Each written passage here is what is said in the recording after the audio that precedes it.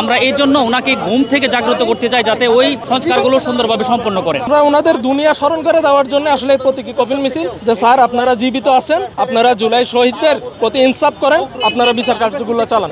আমরা সেই জুলাইয়ের আগের আসিফ নজরুলকে চাই যে সবসময় স্বৈরাচারের বিপক্ষে ছিল, ছাত্র জনতার পক্ষে ছিল এবং বাংলাদেশের আপামর জনসাধারণের সাথে ছিল। যারা ছাত্র জনতার রক্তের উপর দিয়ে, কোনো নির্বাচনের মাধ্যমে নয়, রক্তের উপর দিয়ে ক্ষমতায় আসীন হয়েছেন, তারা যে দায়িত্ব নিয়ে আপনারা এসেছেন সেই দায়িত্ব পালন করুন। সেই প্রথম দায়িত্ব হচ্ছে আপনাদের জুলাইয়ের সনদ প্রণয়ন। আমরা এই মিছিলের মাধ্যমে আসিফ নজরুল তথা অন্যান্য সকল উপদেষ্টার প্রতি উদাত্ত আহ্বান জানাচ্ছি, আপনারা অতি শীঘ্রই জুলাই সনদ প্রণয়ন করুন। বাংলাদেশ রিপাবলিক পার্টি গত 20 জন আত্মপ্রকাশ করে ইতিমধ্যেই একাধিক প্রোগ্রাম করেছে। আজকের প্রোগ্রামের মাধ্যমে আমরা জুলাইয়ের সনদ চাচ্ছি এবং এই সনদ যদি দেওয়া না হয় আগস্ট শুরু হওয়ার আগে আমাদের আন্দোলন এবং আমার দাবি মিছিল মিটিং অব্যাহত থাকবে। আমরা 5ই আগস্টে এত বড় একটা গণ অভ্যুত্থান হয়েছে, হাজার হাজার ছাত্র জনতা শহীদ হয়েছেন, কিন্তু তাদের যে বিচার কার্যক্রম এখনো পর্যন্ত আমাদের চোখে পড়ার মতো কোনো কার্যক্রম দেখতে পাচ্ছি না।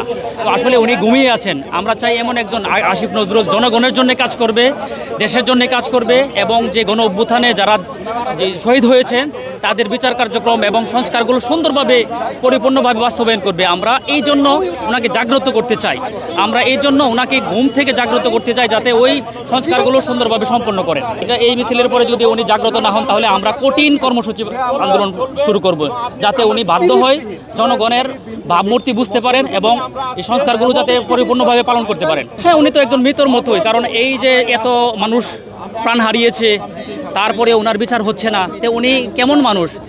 ওনার কি মানুষের প্রতি দরদ নাই? যারা ছাত্র বা যারা জনতা আন্দোলন করে জীবন দিয়েছেন, দেশের জন্য জীবন দিয়েছেন, ফেসিবাদকে মুক্ত করেছেন, তারপরেও ওদের বিচার যেহেতু ওনারা সুযোগ পাইছে, ক্ষমতা পাইছে, তারপরেও ওনারা কেন বিচার করেন নাই? তাই উনি তো মৃতই। জাস্ট দুইটা দাবি, একটা হলো এই ফ্যাসিবাদের দোসরদের বিচার করতে হবে, দ্বিতীয় হলো যত দ্রুত সম্ভব বিপ্লবীদের গলায় ফাঁসির দড়ি থেকে বাঁচার জন্য জুলাই সনদের ব্যবস্থা করতে হবে যত দ্রুত সম্ভব। তো আমাদের কাছে বিকল্প কোনো অপশন নাই ওনাদের দৃষ্টি আকর্ষণ করার। ওনাদের অবস্থাটা এরকম যে মনে ওনারা দুনিয়া নাই, ওনারা মারা গেছে। এজন্য আমরা ওনাদের দুনিয়া স্মরণ করে দেওয়ার জন্য আসলে এই প্রতীকী কফিল মিছিল, যে স্যার আপনারা জীবিত আছেন, আপনারা জুলাই শহীদদের প্রতি ইনসাফ করেন, আপনারা বিচার কার্যগুলো চালান।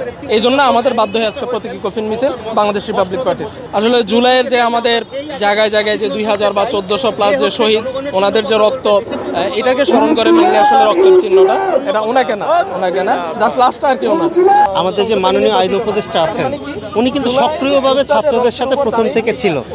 তো ওই জায়গা থেকে আমাদের কি এক্সপেকটেশন ছিল যে জুলাই নিয়ে সর্বোচ্চ কাজটা করবেন আইন উপদেষ্টা, ঠিক আছে, এবং এই যে শহীদদের বিচার সংস্কার এবং জুলাই সনদের ব্যাপারে ওনার অগ্রণী ভূমিকা থাকবে। কিন্তু আমরা যেই আসিফ নজরুল স্যারকে দেখেছি তার উপদেষ্টা হওয়ার আগে, আমরা কিন্তু ওনাকে ওই আসিফ নজরুল হিসেবে দেখতে পাচ্ছি না। তো সেই জায়গা থেকে মনে করছে আমাদের যে আসিফ নজরুল ছিল উনি মারা গেছেন। তো এই জন্যই ওনার কফিল মিছিল। আমরা চাই আমাদের মৃত আসিফ নজরুলকে চাই না, আমরা সেই জুলাইয়ের আগের আসিফ নজরুলকে চাই যে সবসময় স্বৈরাচারের বিপক্ষে ছিল, ছাত্র জনতার পক্ষে ছিল এবং বাংলাদেশের আপামর জনসাধারণের সাথে ছিল।